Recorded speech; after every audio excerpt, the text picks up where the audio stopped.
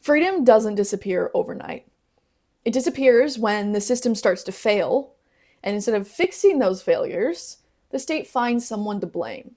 That's what this is really about. Not just the loss of rights, but why they're being taken away. Why are migrants being detained? Why are students being silenced? And why is speaking out seen as a threat? Because when people start asking real questions about rent and wages and genocide and power, the system, the state, has nothing to offer, so it punishes instead. In part one, we talked about the how. The ICE detentions, the black site prisons, surveillance, and legalized abduction. This time we're going to talk about the why, the harder question. Why is this happening? Why are border crossings treated as a danger, but wage theft from corporations isn't? Why is a student protesting genocide seen as more threatening to the state than a collapsing healthcare system? Because the system is collapsing, and it needs someone to blame.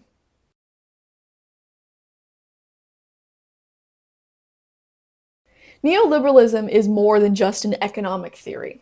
It is a doctrine, it's a worldview, one that not only remakes the global markets, but how we see ourselves and how we interact with each other. At its core, it says this: there is no such thing as society, we are all only individuals. There is no need for collective obligation, no need for class struggle, no such thing as structural violence, just winners and losers in the global free market of competition. It is a violent oversimplification of the world, one that makes injustice invisible by making it your personal failure. When the welfare state collapses, when wages stagnate, when housing becomes unaffordable, when healthcare vanishes, under neoliberalism, that is not policy failure. That's your failure. You didn't try hard enough. You didn't compete well enough. But people don't accept that. They demand answers, and when the state doesn't have actual answers, it gives them scapegoats.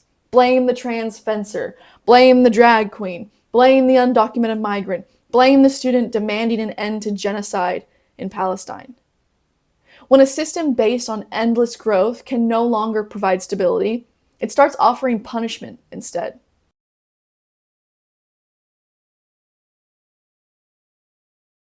Migrants have long played a dual role in Western capitalist states. They are exploited as labor, while also being demonized as a threat. They are the necessary other. They build economies while being locked out of their benefits. They care for children, they harvest food, they drive freight, they staff entire industries, often while being paid under the table, near starvation wages, and always under the watchful eye of the state. They are essential, but they're treated as disposable. Politicians have always known how to weaponize migration to their benefit. Reagan and Clinton built this very system that we'll talk about. Obama expanded on it, Biden upheld it, and now Trump is using it again. Louder, crueler, and more direct than ever. Deportation doesn't solve crisis, but it does create a spectacle, a show of strength for a population trained to see brown bodies as the problem, instead of the system that actually failed them. And in a moment of crisis, economic crashes, pandemics, foreign wars, the scapegoating accelerates. This is the logic of the shock doctrine. When people are disoriented, terrified, angry, confused, the state reasserts itself through punishment, and migrants become the evidence that somebody, somewhere, is being held accountable. It doesn't matter that migrants pay billions into a system that they'll never benefit from. It doesn't matter that migrants are normally fleeing conditions created by the same Western governments that are now locking them up indefinitely. What matters is that they're visible, they're expendable, and that is the point. Their deportation, their detention, their subjugation isn't a mistake or even something specific to Donald Trump's administration. It is the system functioning exactly as intended.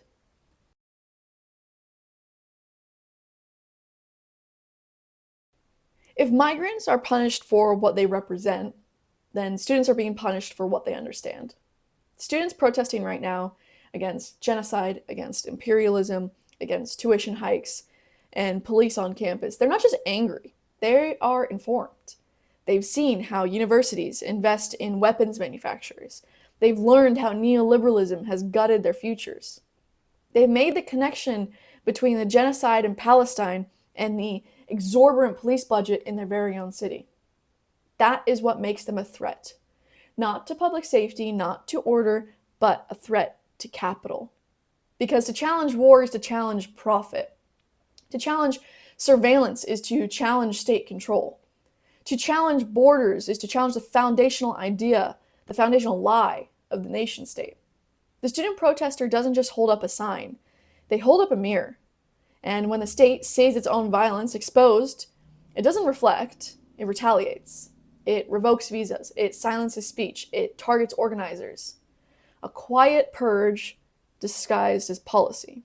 But don't mistake quiet for gentle. These are acts of repression, not just to punish a few, but to warn and scare the rest of us.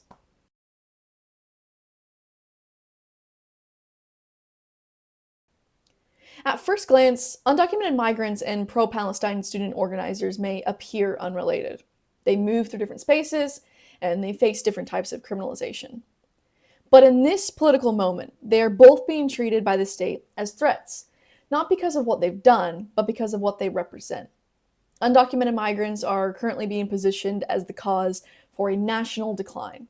They are cast as the reason that public services are under pressure, why wages continue to stay low, and the reason why American life continues to feel precarious. But this story is false. But it is politically useful. It helps create an enemy, one that can be punished publicly. Deportations, raids, family separations, these are not isolated policies. They are a public performance of the state's power.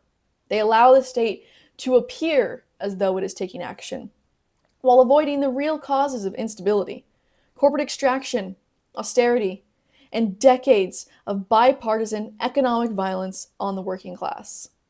In this way, undocumented migrants become an essential part of the state's strategy for managing public discontent.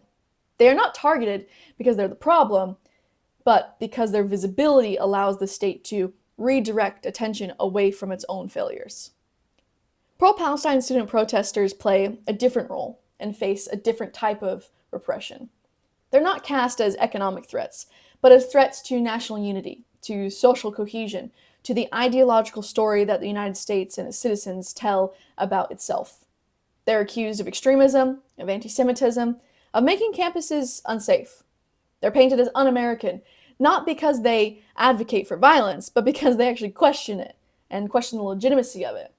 Because they speak clearly about genocide, militarism, occupation, and the complicity of institutions and corporations that profit from it. The state cannot respond to this type of dissent with scapegoating, so it responds with suppression, visa cancellations, surveillance, targeted arrests, not to distract the public, but to silence the protest before it spreads. The migrant and the student appear to serve different symbolic functions. One is made to carry the blame, while the other is made to just disappear. But in practice, both forms of repression serve the same purpose. This form of repression serves to protect capital, serves to preserve the legitimacy of the state, and serves to prevent organized resistance from becoming politically contagious. It's not a contradiction that the undocumented migrant is hyper-visible while the student protester is pushed underground. It's a strategy. Two different tactics directed at two different threats to capital.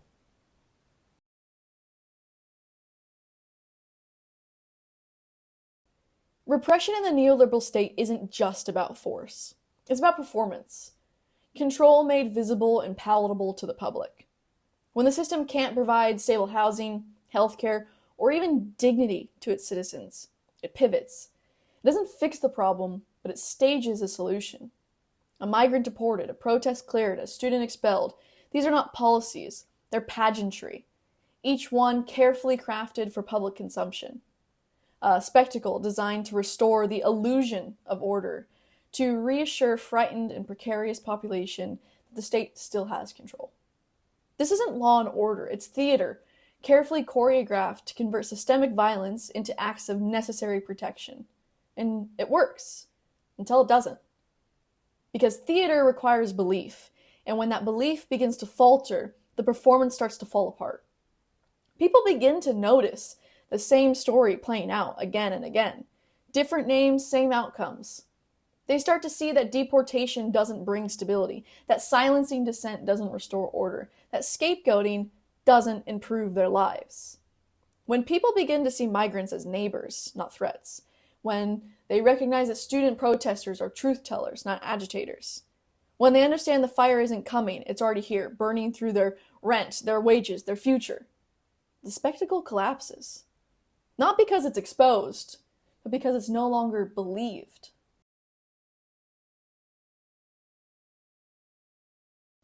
The system demands participation. It needs you to keep clapping. It wants obedience wrapped in the language of stability. It wants your silence dressed up as responsibility. It wants you to believe that fear is safety, that punishment is order.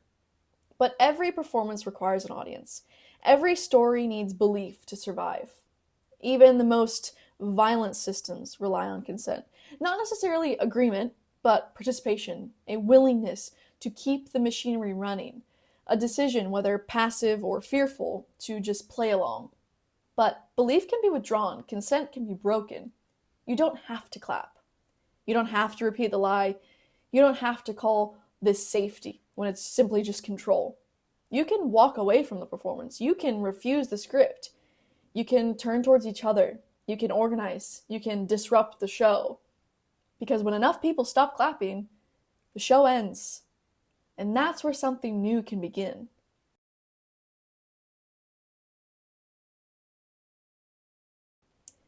If this series did anything, let it be a moment to stop and look at what is really happening.